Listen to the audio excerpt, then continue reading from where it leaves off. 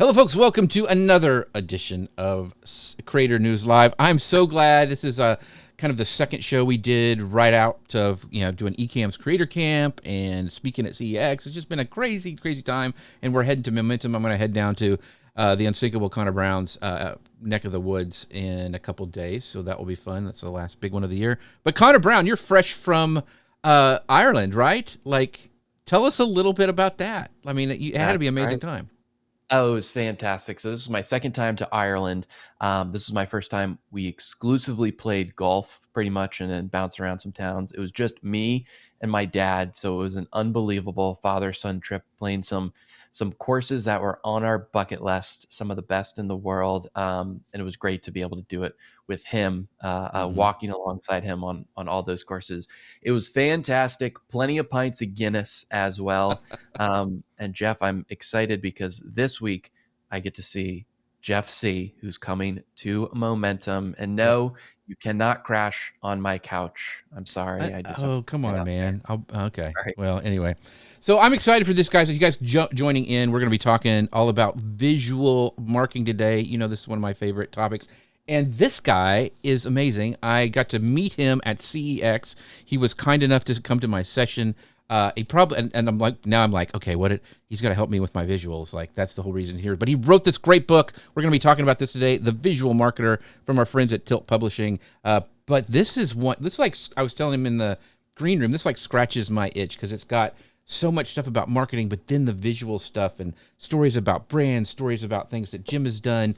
Really, really good. I highly, highly recommend this one. He was kind enough to give me this book, and he signed it right there in the intro. But I also bought the digital copy because I love to take notes, and we'll talk about that a little bit because there's a hack that I use so much. But this is like, all your favorite people. Joe Paluzzi, Mark Schaefer wrote like the intro. I mean, this is really, really good. So if you watch this show, you're going to like this book. So make sure you guys check that out. We've got our friends already showing up in the chat. We've got Mr. Chris Stone saying, hello, gentlemen.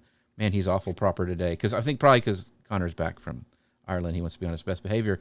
And right. My friend Rich Cram says, Heidi ho, gang. Heidi ho to you, Rich. Thank you for tuning in. Jim, Boston, just there. Great area. How long have you lived there? I've lived here my whole life. I was down in Connecticut for a couple of years right after school, but yeah, I've been here in kind of central New England for my whole life.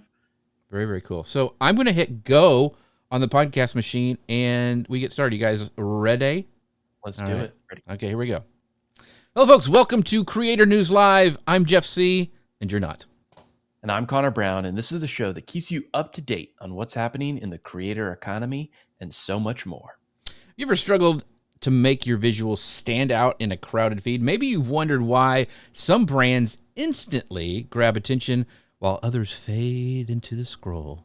Or maybe you've tried designing your own graphics and thought, there's got to be a smarter way to do this. If any of that sounds familiar, you're going to want to stick around for this episode because today we're joined by a creative strategist who bridges the world of design and marketing to help brands communicate with clarity and confidence. With decades of experience leading award-winning teams and shaping how companies show up online, Jim MacLeod is here to share how anyone, even non-designers, can use visuals to connect and convert. So sit back, clear your schedule, clear your mind, and get ready for this week's episode of Creator News Live. Jim, thank you so much for being on the show today. I'm so excited for this. Yeah, thanks for having me. Yeah, so we've been doing this. You guys know I'm kind of a fan of this new AI. So we have also got a theme music. I talked about this at Ecamp's. So I'm going to go ahead and play that right now. And then Connor will hit the intro. So here we go. It's Jim MacLeod, okay. He'll show your brand a better way. Designs that make your message stay. It's Jim MacLeod today. There we go. It's Jim MacLeod. We actually use Suno for that. They've come out with a new version, which is even better. So we'll talk about that a little bit later. But Jim, thank you again for being here. That was amazing. Thank you. You know what, Jeff? We got to start using that in our marketing for guests. Come on the show, get your own free soundtrack. That's true. That's true. Music. I mean, that's how it is. If you don't know who Jim is, you should, because Jim is a designer turned marketer with 25 years of experience across agencies, startups, and billion-dollar brands. He's led creative and digital strategy in tech, higher ed, and retail. He's built award-winning in-house teams and helped companies improve how they show up in the world. He's also the co-founder and CEO of Ebrius, a brand and digital marketing consultancy. He's also the author of The Visual Marketer, a book for marketers and communicators who are suddenly expected to design and want to do it well. Thanks again for being here, Jim. And we were talking a little bit before the show. My Latin, my great Catholic school Latin taught me that Ebrius, you are a co-founder and CMO, is Latin for intoxicated, or comes from the root intoxicated, drunk. As the chat knows, you're in good company because most of us do indulge in the drink. Chris may actually be indulging right now. I'll just mention Google Plus, and he always takes a drink when I do that. So we've got more people chiming in, but first I want to do a big shout out to our friends. We're talking about visual marketing today. And the sponsors of the show is our friends over at Ecamm. You can find out more about them at ecamm.com/Jeff. Use code Jeff15 to save 15% on your first purchase. But holy cow, can they make your stuff look good online? This is what we use for our show. We can use it to create presentations, all sorts of things. They also have an amazing community, ecamm.com/Jeff. Make sure you guys go check that out. But we're talking about the book right now, The Visual Marketer by Jim MacLeod. We do have our friends showing up today. Before we get into it, I wanted to say Doghouse Dog. He's actually watching from Boston, just south of Boston. Kevin, I believe that's it, Kevin Shea. And so I'm glad to see him there. And then Amy Keys, we mentioned at the start of the show, so excited about this topic. So we're going to dive into it, Amy. And the first question I have for the actual audience, when you're scrolling the feed, what kind of visuals makes you stop, right? Like, what is it? Is it the bold colors? Is it faces? Is it quotes? Is it something weird or funny? I want to know if you guys kind of dive into the last time you stopped and watched an ad or something on Facebook or Instagram or TikTok. What made you stop? I want to know. Let us know wherever you're watching from. But Jim, we're going to talk about your book. And the first thing, I really like your science of seeing kind of chapter. What two habits should a small team or a solopreneur even do right after watching the show to align their graphics with how people naturally scan content? Because you talked about this a lot in your book. I thought it was really fascinating. And so how would you use that philosophy to do a LinkedIn carousel or a YouTube thumbnail? Just talk a little bit about that, the way we actually look at content online. So the reality is we don't read a whole lot of content, right? We scan and then determine where we should stop and read. So what you want to do is make it easy for them to absorb that. If you start putting up giant paragraphs of text, people aren't going to read that to see if there's something valuable in there. So that's why you see a lot of websites, a lot of content on LinkedIn or other systems. There are a lot of bullet points because it's okay, people are just kind of looking for keywords. Is this interesting? Is this entertaining? And then they'll dive in a little deeper. Or they're looking for visuals that appeal to them. And now it's tricky because everyone has their own preferences. But in a lot of times, faces are a good way to draw people in. Bold type is another way. You especially see that when it comes to YouTube thumbnails. And it's really interesting because YouTube will, it's great because it'll put up, you can upload multiple thumbnails and the AI will then tell you which one's performing best. So if you start to look at your analytics and see what's working, that's a good way to see, okay, what is my audience looking for? So understanding that allows you to make your future graphics much easier. So I kind of have two questions to follow up on this, Connor. The first one is, because you talked about the Z pattern and how we look and watch. Is that just for landscape style images, or would you even say because all the short form content and all the stuff we've got going on, is that still applicable? Is it just a longer, bigger Z? Do we still continue to do that on the tall images or vertical? Yeah, we do, because it's just how those of us in the Western world have learned how to read, right? We start in the upper left-hand corner and then work our way through. And if you can design your visuals, your video, your web pages, whatever it is, to follow that natural inclination, then that will help people absorb it easier. Because if you put your big headline down in the lower left and then something else, in different places, the the way you want people to view around your page, if you start breaking people's natural inclinations for how they want to read, it creates tension and it creates more effort on their part, and they're more likely just to keep scrolling. Mm. One of the things that you gave a great example in the book is a lot of times we want our logo to pop because that's our brand, And you even showed an example of how you have the text and using that same Z pattern. You still had the logo on there, but you really had it kind of muted and not as important because you don't want the eye to fight with that. And so I really liked, there's so many great examples in that book, but that was one that really stuck out to me. Is like, okay, you don't have to have your logo super bright to keep it on brand. Mm-hmm. Yeah, because you need to think. So some businesses, obviously, their logo carries a lot of brand affinity, Mm-hmm. but in a lot of cases, people are just looking for specific content. So what you want to do, if they're just looking for a specific content, you need your headline to jump out more than your logo. And so a lot of times it's creating that visual hierarchy. What do you want them to see first? And then to get them to stop scrolling, and then they can consume the rest of the visual. Mm. All right, last question on this one. Sorry, Connor. This is really fascinating to me because I cut my teeth in Pinterest. Like that was my thing. It's still my biggest thing, and you talk about Pinterest a lot in the book. But one of the things, and I used to do this for brands, is they would have me put their entire catalog on Pinterest. And for a while, we would, like, especially for like outfits or something, we would specifically crop off the model's head because the thought, at least back then, is that just like a mannequin doesn't have a face on it, is that you want those people to see themselves in that outfit and not so much, comparing themselves with the model or whatever. That has kind of gone away, and that doesn't really happen, especially on Instagram. Is that just a style philosophy that's gone out of, style and may swing back? Or do you think that was flawed to begin with, that we can imagine ourselves no matter what, the model is or how it's actually portrayed? What are your thoughts on that?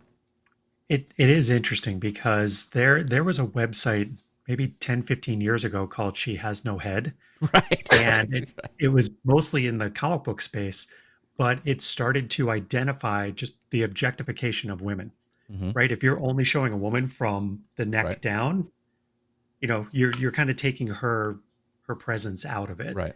And so I think as the world has become more enlightened over time, we're kind of realizing that, like, oh, that, there's more to a woman than just her body. Right. So I think that could be part of that. But then the other thing that I talk about in the book is the value of faces and drawing people Right. in, Right. because we are trained from the minute we're born, we need to find safety, and faces help indicate who's a safe place and who's a threat. And so that's something we learn really on. And it just goes back to like the basic primal parts of our brain of we need comfort, we need safety, and faces will help indicate that. So that's why we're drawn to faces whenever we see them. Gotcha. I don't know about this face, but it is safe. Safe. I was going to say, if we cut off Jeff's head to show his bowling shirts off, we'd first just see half of his beard, and that might be more off-putting. That would be freaky. Yeah. Figure. Yeah. Jim, you've talked about, and you've mentioned how visuals in your book, you talk about how visuals can be a shortcut to brand recognition, right? So somebody sees a visual, they know it's in your style, they immediately know, oh, that's XYZ brand. I think it takes a lot of time to get to that level, right? And it takes a lot of content creation and putting your content out there before people absolutely start recognizing that that visual corresponds to that brand. But are there some simple tests or metrics that you can kind of run or see or look at to really understand that your visual system is working, is getting to that point where people are seeing these visuals and they understand their brand? Are there metrics and stuff we can kind of look at for that?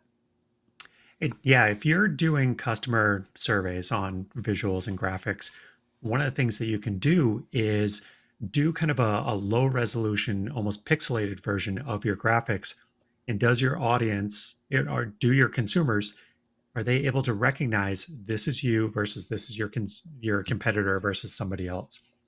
So if you reduce it down and, really kind of get to the core message of what it is, that will be able to tell you, do my visuals resonate without my logo?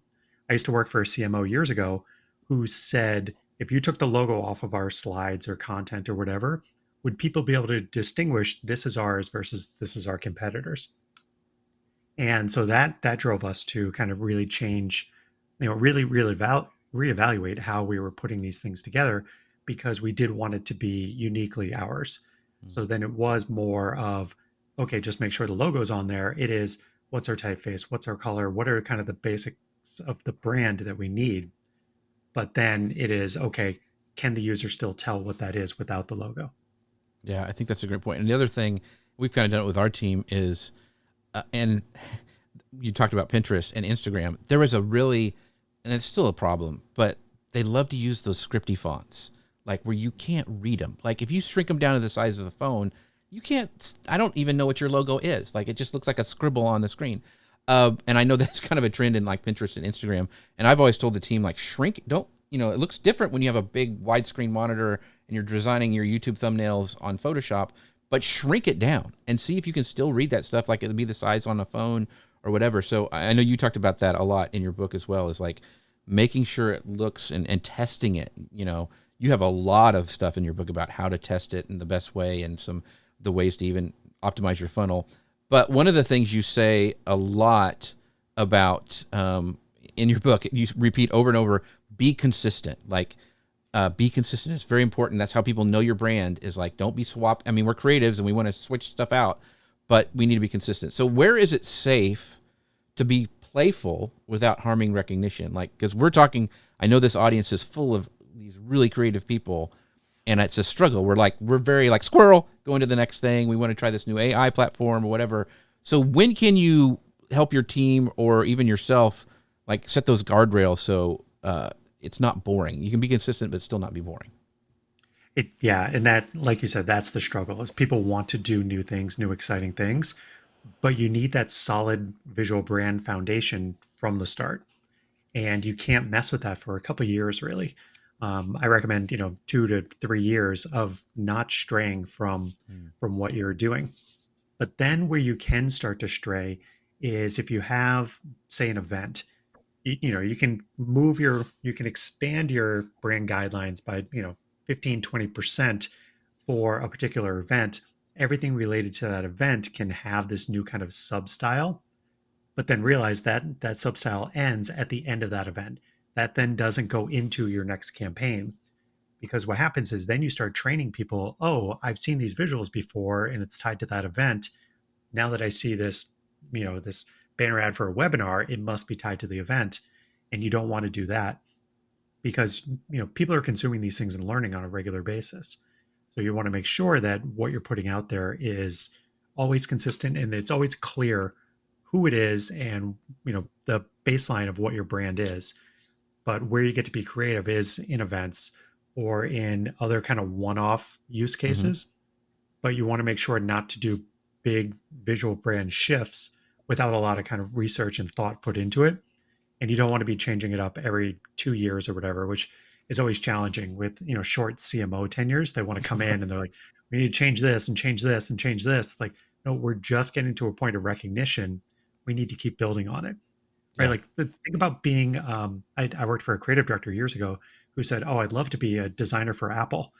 I said, there's no creativity there whatsoever. It is basic type on a white or a black box, in one image. Like but that is Apple, and that's a sign of quality because they've stuck to that simple visual identity. Yeah, and like your point was, like, even in Apple, they're creative in their ads, like the 1984 ad, and then like even when they're doing new stuff and the new iPhone stuff, like that icon that they use for the Apple is always the same at the end, but they have a little bit of fun playing. So I think your point of, like, you can be creative in other ways, but keep your visual branding, like, on point. So I think that's really, really good. And we have got some great comments. Rich said, we were talking about the scribbly fonts. Like, he says, like, the fonts on Live, Laugh, Love, Throw Pillows, and Kitchen Art. That's very, very true. Yeah. And we got people, the Connor's back. I don't know if that's a good thing or a bad thing. But and then Amy says, boring is good. It's so hard to convince teams of that. I am often the brand police. No unicorns and glitter if it's not part of your brand. Yeah. She's got a very solid brand as well for her. Everybody thinks they're a designer. Go ahead. No, go ahead. Canva Canva, go for it. has introduced a lot of the script typography Yes. that's out there, and it's tricky because sometimes you'll look at somebody's Instagram page, and it is just different typefaces and Right. colors and everything on like there's no consistency, but you can tell they're just using whatever new template that Canva Hmm. produced that they like. They're putting it out there, and that's where, if you are a Canva user, upgrade to the pro plan, have their brand standards, brand guidelines, and then just create things within there. Yes, it feels old. Yes, it feels boring, as she said, but the reality is your your prospects aren't consuming every single thing you're putting out. It might be boring to you, but it's not boring to them because they're only seeing one out of every 6 or 7 things that you're putting out there. Yeah, and the other thing, I think it's on the pro plan with Canva, is you can upload your own fonts. So what I like to do if I'm doing something and I'm designing something is actually go find like a font designer, or you can buy like these specific kind of boutique fonts that you can use that a lot of people aren't using, and you can use that and upload that in your brand design in Canva. And you also, I just want to mention this real quick, Connor, before we go on to your question, is that you talk about like getting stuff designed by a designer, like having them build your Canva templates for you, and then you can use those to create all your assets and stuff. I thought that's genius. I've been talking about that for a long time. So we're not talking about getting rid of designers, but we're using them in the most optimized way we can possible. Yeah, and I've done that for different companies and businesses where they don't want to hire a full-time designer, but Mm-hmm. they want those professional looking templates. And so I'll create a whole bunch of custom templates for them, and then they're able to just move forward with it. So it's one of those interesting things where I know a lot of designers with the kind of old school mentality of like, well, no, I want that recurring revenue. But the reality is a lot of these businesses don't have that sort of money. So be helpful where you can. Yeah, great point. Yeah, and I think that that also helps build a relationship, right? Like when you give them Mhm. that, they are more inclined to come back to you when they do have another project or a need for that versus they think you're, just dragging them along or Mm-hmm. whatever. But it's important to stay within those guardrails. So you give them a template and stuff like that. They still have to be consistent and stick with it and not go rogue like what Amy's dealing with all over here. You also talked about a lot the importance of learning from your competitors, right? Even though you want to be consistent, there's experiment and things like that. Can you kind of through what you think a competitor visual SWOT looks like, especially with a Pinterest board and using that to kind of get some ideas from your competitors? Yes, using Pinterest to create a SWOT analysis can be really helpful because you just go through, find everything that they're doing, collect it into a board, and then you'll start to see, okay, are they focused on one color? Do they use a lot of product photography? Are they using people? Are they using bold fonts and light fonts and whatever type of typography that they're using? You can start to see what's working or how they're using it. And then there are other tools out there that can help you kind of see what's actually performing well. It's too bad. There used to be a website called moat.com where Mm-hmm. you could see everyone's ads that were out there. And, but then they got acquired and they're not really used. But one place where you can see how competitors' ads are performing is Facebook in the Meta ad place. And so you can go in and see, you type in any company and it'll show you all the ads that have been running for them and duration and some stats that go along with it. So that's really kind of interesting to see, okay, what's performing for them? What do they have running for a long time, right? Because if something's Right. running for a long time, it must be performing well, or they're not paying any attention. But you want to, that there's a lot of information out there now that didn't used to be available to us. So and Pinterest is a great way to figure out what the white space is, like where are your competitors not covering? What are they not talking about? What are they not using for visuals? And then that kind of gives you some guidelines about how you can establish your own visual brand. I Yeah. think that that's a great thing that you can use like an AI, like a chat GPT to follow up on as well. You kind Mhm. of consolidate this information and then you have it help you also find that white space that you're not even thinking about. I use that tip when it comes to looking at competitors' Facebook ads all the time. And if you really want to humble yourself, go to Nike and see how many ads they're running. And you're like, that's a different league. Yeah. I'm not there. Yeah. I'm not Yeah. Years ago, I used a tool called TrackMaven to follow competitors and see what they were doing, just kind of all across the digital ecosystem. And we saw this one ad from one of our competitors taking off. We're like, oh, what's going on here? Like, I want to pay attention to it. Yeah, it was a Peter Dinklage Cisco ad that had run like during the Super Bowl. I'm like, okay, we're not competing with that at all. Right. So like we're just going to take that one out. Like we'll take out the French judge's score for that one because it's throwing off all the metrics. Yeah, very, very true. And I love your idea of going, and you mentioned in your book zigging when other people are zagging, and the white space thing. I mean, it's actually kind of why we're doing those goofy little intro songs for guests, because no one else, I mean, they can now, but most people aren't doing a custom intro for a guest. And so that's what, so the same way with your visuals, like what can you do that other people can't, and how can you expand your space? And you don't want to copy people, but there are some places where you can look at your competitors and go, oh, they're not doing that and I can. How can I move quicker on that? So I thought that's another great section in the book where you talk a lot about that. We've got some great comments as well. Amy says she shut down so many rogue Canva accounts. Yeah, I joke, and even my presentation, like it used to be like you could go and say, oh, there's a Canva template. Oh, there's a Canva template. In Pinterest, you could just watch and see them scroll through. And then Rich says, because he does this in branded merch, this is a struggle too. So many want to print their entire mailing address on a cheap giveaway pin rather than a more thoughtful message on a better, smarter product. The other thing I saw somebody was doing was that they were giving out stuff, but they weren't putting their logo on it. They were putting their person they were sending it to's logo on it. So because you get so many stuff with like, oh, here's like, I love Ecamm. I got their Ecamm pin. But what if you sent somebody if they sent me my logo on a pin and said, hey, we love what you're doing. Here's, we made a couple of these for you. I've had that happen a couple of times, and that is incredibly effective. So once again, to Jim's point, zig when other people are zagging.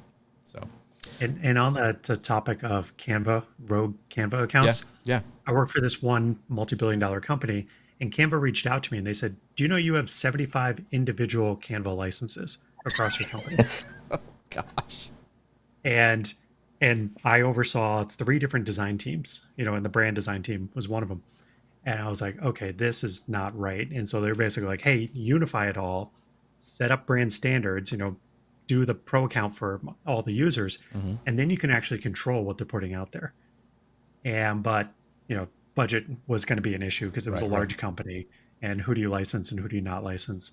Yeah. But Canva was actually smart to reach out and say, you realize that your own employees are damaging your brand because they're doing this rogue work, and you have no idea what they're putting out there. Yeah. Yeah. Really, it's really interesting with the licensing. You can add up some money really quick, even if you're on a small team. It can add up really quick. So this last question I have, like, for distinct assets like color, because you talked about like some brands that actually own the color, like Tiffany's blue and some stuff like that. Like they have the copyright to use it on their packaging and all that, and you can't make a Tiffany blue box because that's illegal. But what can small brands do to like own a cue practically without like legal headaches or going and trying to copyright a Pantone color or something like that? So what can us as small business owners, solopreneurs do to have those like distinctive assets that are distinctively ours? I'd say first and foremost, make sure you're using that color wherever possible. Even if it's just kind of a simple little line or stroke at the bottom of your banner ad or cover or whatever it is, make sure that color is always there and you're always tying back to it. And then, use it as often as possible so that people start to associate, okay, when I see this color, it means this company, which means quality. A former coworker of mine said that. He's like, we want people to think that when they see our product, out of a whole rack of other products that look similar from other vendors, ours are purple, and we want them to know this is not where the problem is because this is high quality, and we don't have to worry about that one because it's purple and it's a good one. Got it. So, and you're at my presentation. One of the things I talk about visual improv, and one of them was like commit 100%. So how important is it, do you think, that not only do you need to have all this visual branding down, and you have a design sheet that has all your fonts and all your colors and all that stuff. How important is it to love your branding? Because I think a lot of the problems that we talked about earlier is people trying new things is because they always think the grass is greener on the other side, and they really haven't fallen in love with their brand. And it's hard to commit 100% on something if you get bored with it, or it's going to, you're going to get bored with it after a year. So how do you, I guess, balance falling in love with something that you really like and then something that's very practical and eye-catching? You need to think about, first and foremost, what works. Like it's not about you, right? You're not the customer. You're not the target audience. It's what they're looking for. And the same company I was just referencing, the Purple Company, we'd actually worked for a different company and were acquired by the Purple Company. And so many people that I worked with were like, oh, purple. Like, why? Like, we're in technology. Why are we using purple? Right. But then I went to a big trade show event at the time called Interop, and I looked around, and it was like 70% of the companies there were blue, 25% were red, and 5% were every other color.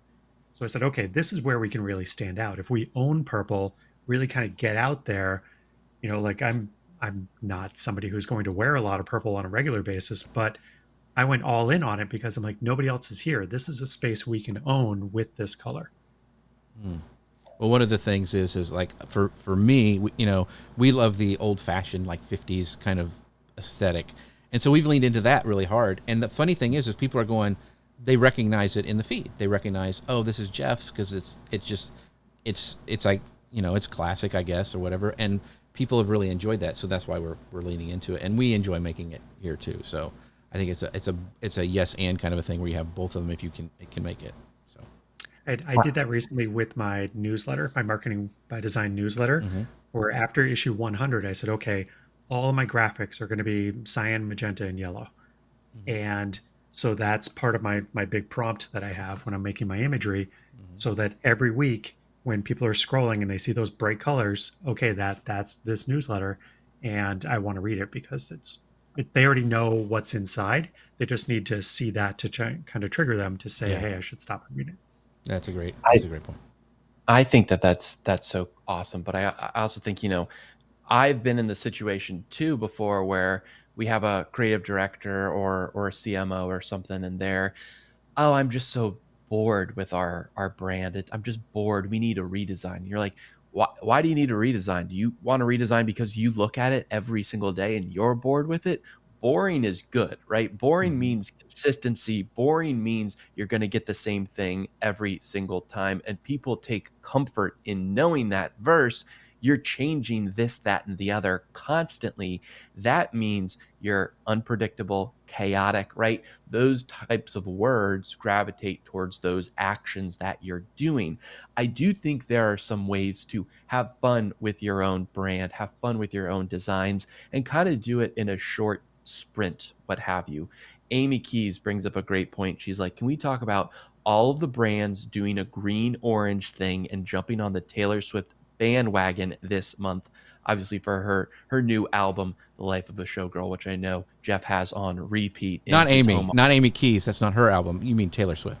Taylor Swift's album. Yeah, Taylor Swift's album. Yes. But Jim, we've seen that. Or people change up their brand for a month to celebrate a certain cause or something like that.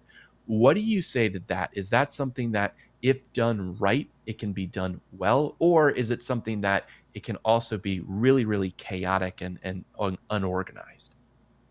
I think if it's done right, it can be a huge it can really help things. And the reason is, like, I wrote about that, the Taylor Swift orange phenomenon. And because I found a bunch of articles, and some people were down on the whole concept. They thought it was, newsjacking a little bit too much. But the reality is, it shows to your audience that you're willing to have some fun. You're willing to do something that's a little bit outside of your, like, this is my corporate thing and this is what I talk about. And it could open you up to a new audience, right? Like if you're selling, some high-tech system, and a 15-year-old girl might not know anything about it, and she's not going to care for a long time. But she might talk about, to her parents or whomever, like, hey, I saw this thing. I heard you talk about this company a while ago. they just did this Taylor Swift thing, and now that's a conversation. And now indirectly, your brand's being mentioned at the dinner table with Mm, somebody who could be a potential buyer. But and just to get your name in those articles, right? Because they're always the recap articles. It's another way to get out there. And if you are in that target audience, if Taylor Swift fans are somebody who might buy your product, then it creates an affinity there, and they might be more likely to buy your coffee or attend your school. interesting. Jeff, I have a follow-up question around Go for that. it. Jim, you mentioned how it can produce an indirect kind of action with that, right? In today's day and age, especially in marketing, if it's not trackable, a lot of higher ups don't want to deal with it, right? They want to know $1 in is $2 out, and here's why, because this click happened or this impression happened or with that. With branding, it's so much more about the intangibles, the things that can't be tracked, right? How do you make the justification for those things, for the things that can't be measured, especially when you have an executive that's really, really overbearing or really wants to focus only on the numbers? How do you go about that? I try to explain that the marketing landscape is changing dramatically, and it has been the last 2.5 years or so. AI is it now brand is more important than ever because of AI, and because everyone's putting out so much content, and there's you know could potentially be better content than what you're putting out, but you want people to have that brand recognition and brand affinity. And so now it's no longer, because brand isn't easy to measure, right? Which is Yeah. why everyone shifted over to performance marketing. But the reality is you need that brand to kind of sustain things, especially as we get into this, post Google, post social media world where you're not getting any traffic or anything from those sources. Or you're still getting some, but not like we used to. Right, right. So now you need that brand recognition so that people are now Googling you as opposed to Googling the solution that you offer, because they're likely to not end up on your site after they Google it. So you want to be top of mind for when they are ready to buy. And that's where brand comes in. So yes, it's not brand isn't we spend $1 here, we get $2 here, but over the long term, the brand really helps pay off. Yeah. Yeah. Um, so we're gonna jump into this the AI question, because it was really funny, because Jim, it always makes me nervous when designers come up to me after my talk about AI. I'm like, oh, are we gonna have to, like, am I have to run away from Jim, like, coming at me? But no, he does a really great job in the book of using AI in the right way and using it as a tool, and coming it from, just like how when Canva came out, things had to change. AI is forcing some change.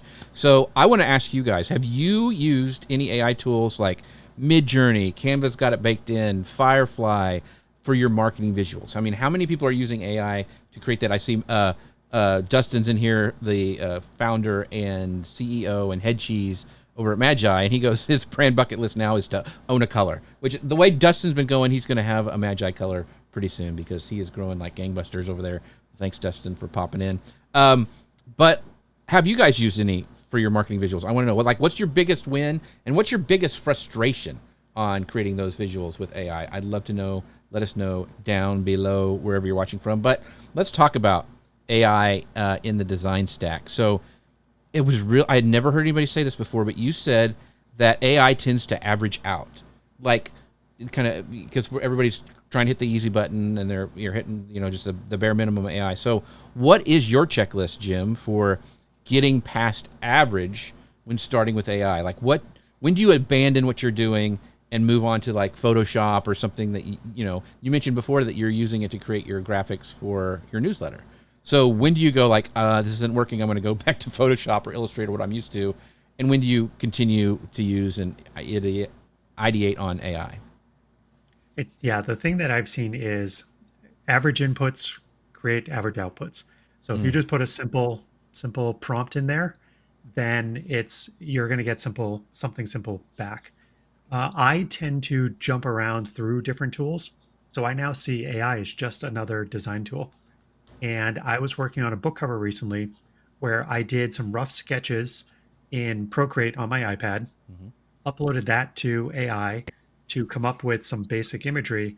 And then I brought that into Photoshop, did some manipulation there, And then I brought it into Illustrator, start laying the type on top of it. So that was my kind of my design stack for creating that cover. And it was that, the AI it speeds up the process of kind of concepting and coming up with the parts of the final pieces, but it's not, I'm not going to put out anything that's just an AI output.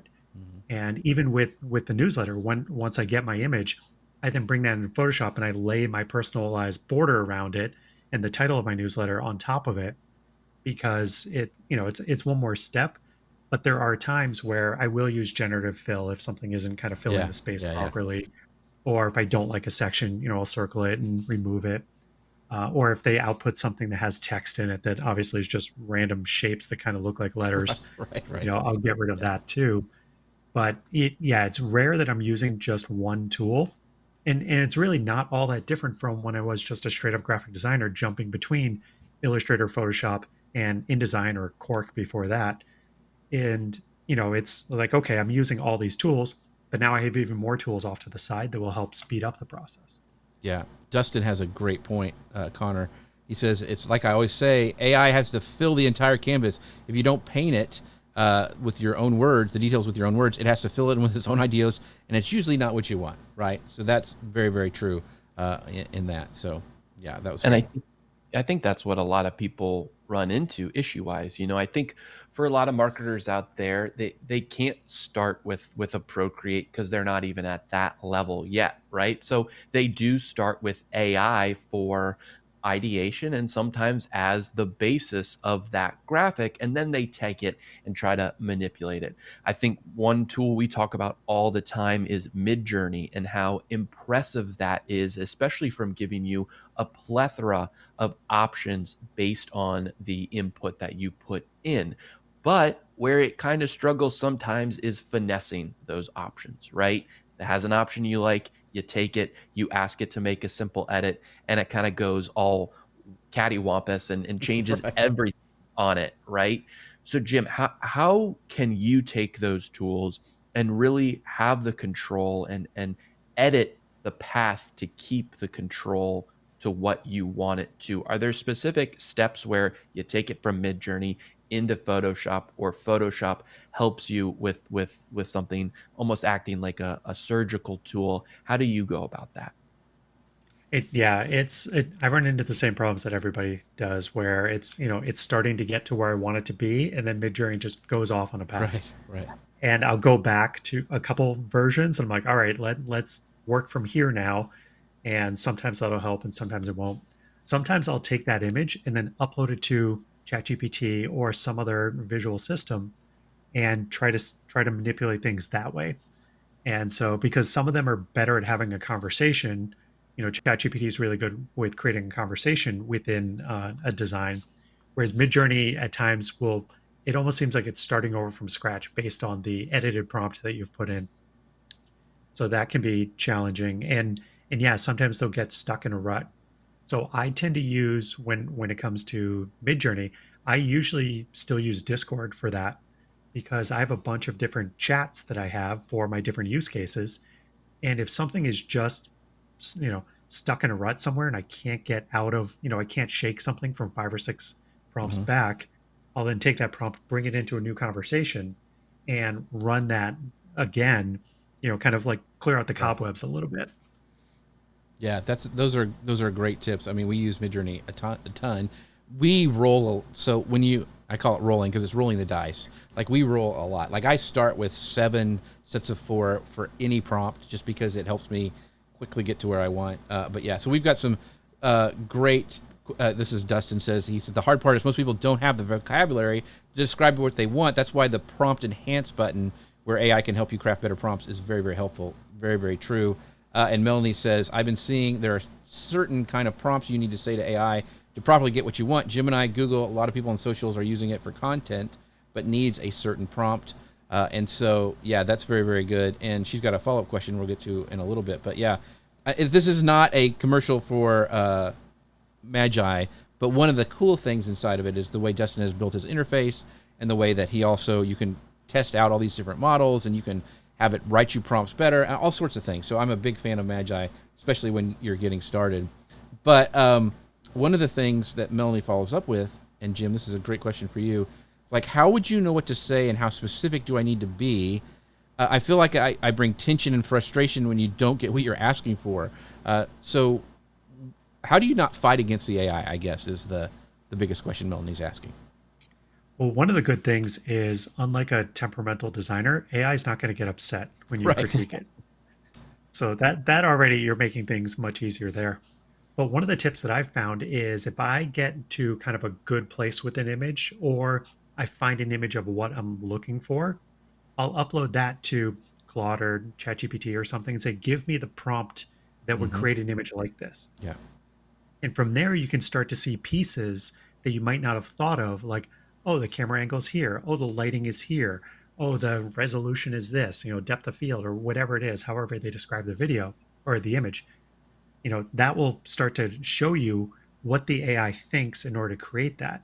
And then if you take that prompt, make your own personalized edits, and drop it back into your Midjourney or whatever other system, you're probably going to get closer to where you want to be. Yeah. And Melanie, there's a great tool that I like to use called Gilbletry, especially for creating characters.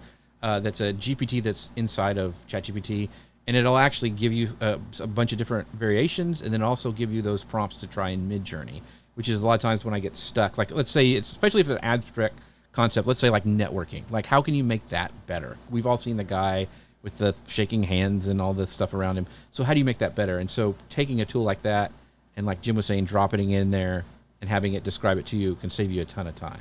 So that's what I like to do.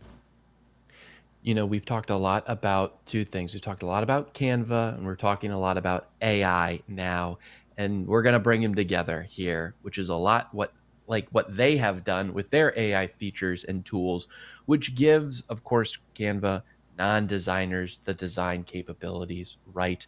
But I think in the wrong hands, it can just make a lot of terrible things as well. So we have to put some guardrails on it. We've talked about this a little bit, Jim, but for those Canva-centric teams, what do you think is the right way to invest in a pro build out of a Canva kind of organization for your company? When it comes to templates, are we locking them down?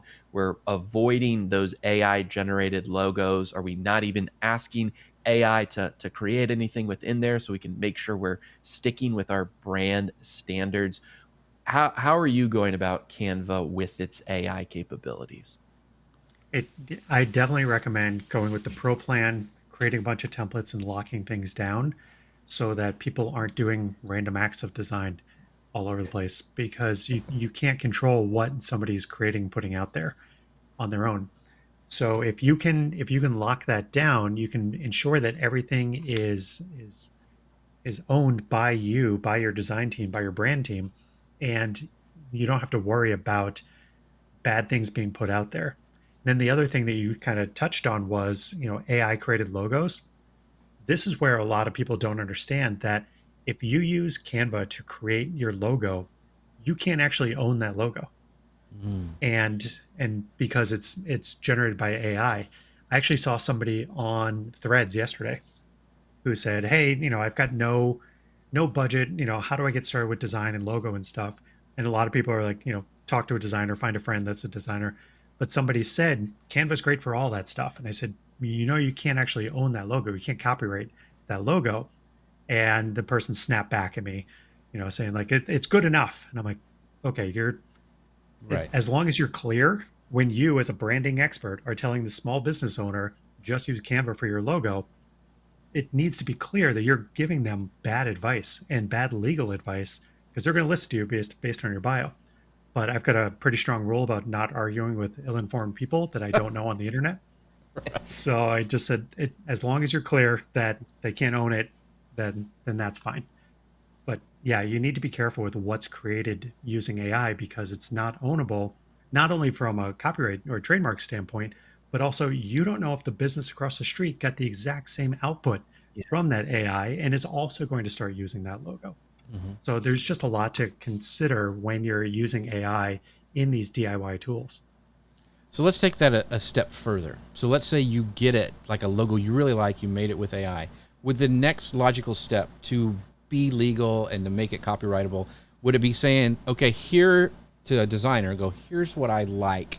This is what I want, kind of, but can you make it so we can copyright it? Or because there was even something, there was an AI artwork that they took into Photoshop and they changed it enough that it passed the copyright standards, at least in the United States. That they were able to manipulate it enough to do that. So would that be the thing that you would want a designer to do? If like, because a lot of times we'll fall in love with a logo, or we like aspects of it a lot. Was that what you would tell somebody who liked an AI logo that they created in Canva? It's inspiration. Really, it's no different than if you're going to Google Images and finding ideas, like a mood board almost. But just know that what you're creating in Canva is just mood board material. It's not the real final logo that you're going to actually be able to own. Very, very good. That's great advice. Before we jump into our last section, we only got a few minutes left. Man, this stuff, Jim is like, I'm nerding out so hard right here. It's just so, I just love all this stuff. But I want to give a shout out again to our folks at Canva. If you want to make something custom and all visual marketing gold, then you need to check out Ecamm. You can find out more about ecamm.com/Jeff. You can make custom graphics. They do have some templates you can start with, but then modify things to have your own show, your own unique style. You can do that really, really easily with Ecamm. So ecamm.com/Jeff. Save that 15% by using code Jeff15. All right, so let's go really quick to kind of almost like a speed round, because there's so many things I want to ask. I'm not going to have time to. But talk about like a feed-ready system of like these 5 fixed elements you've mentioned to keep consistent across like your reels, your shorts, LinkedIn carousels, so people can recognize you at a glance. Because I think that's what we want. We want to stand out in the feed. We want people to recognize our brand. So what are those 5 things that we need to keep consistent? You need to think about typography, like what fonts you're using, your colors that you're using. Are you using photos? Are you using product photography? Like what do your visuals look like? And then how are things arranged within your palette? And you just want people to be able to recognize those things, and hierarchy. How are people kind of scrolling it?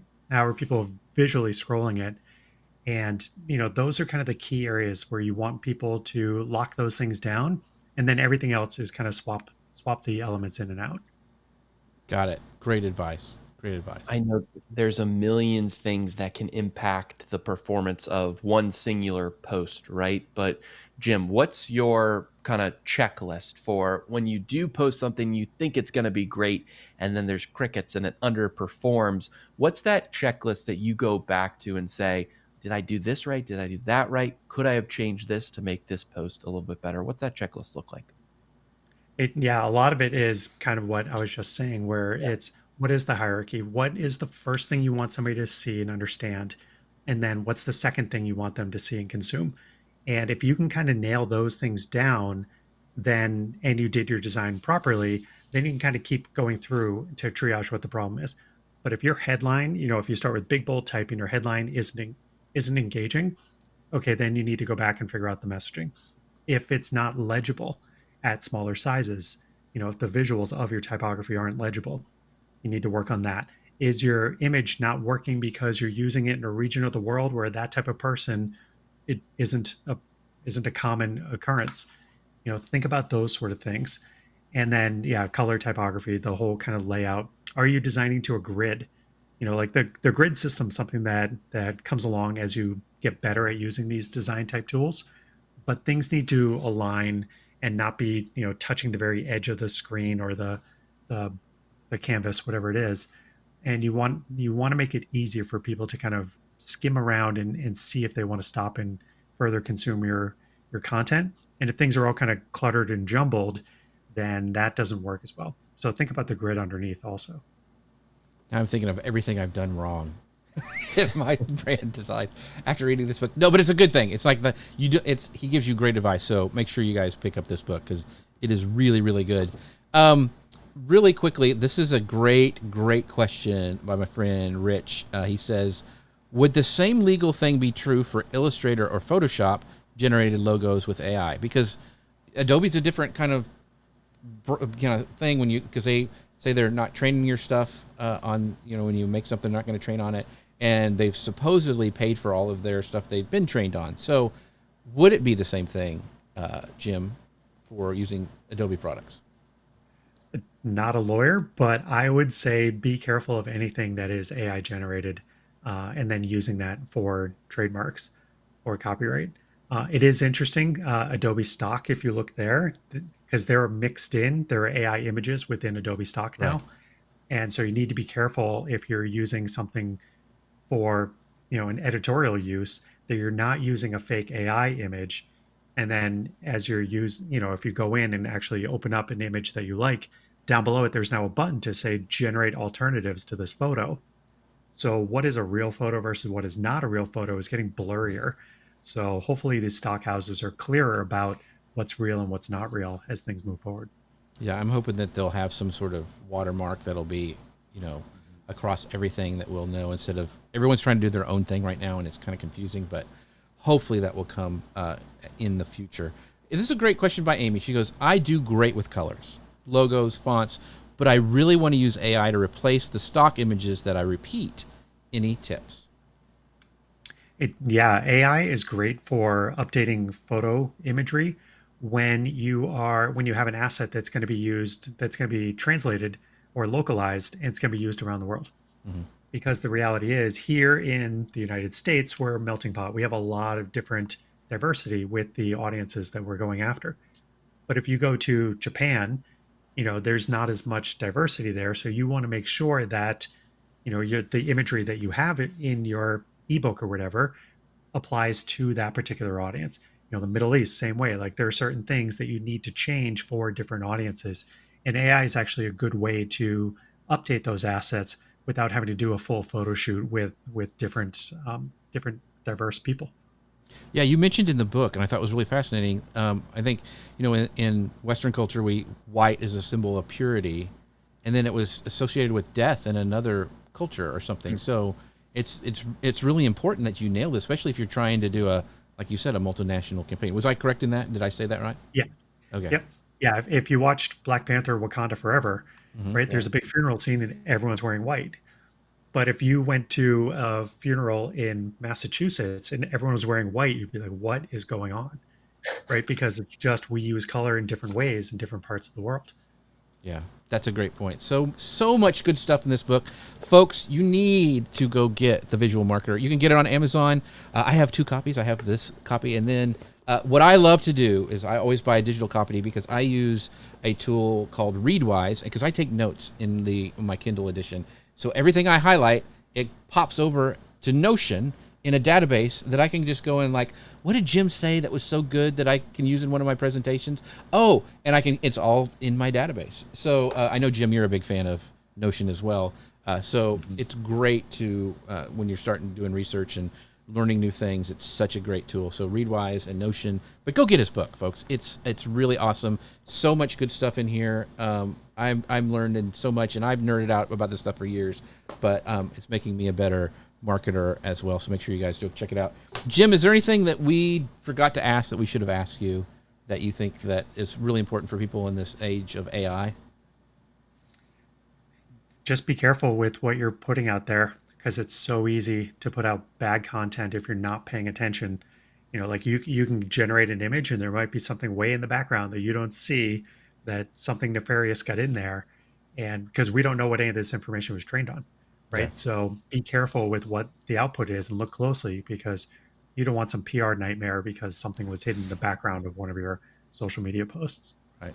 All right. Well, for the last couple minutes, I would love for you just to tell people a little about your book and why they should get it. I mean, the floor is yours. Let us know what you got in this book and why it's so good. Thanks. Yeah, I think it's going to be tough to top what you were saying and the praise you were heaping on the book. But the idea behind the book was, I've talked to so many marketers who said, my job would be so much easier if I had your design skills.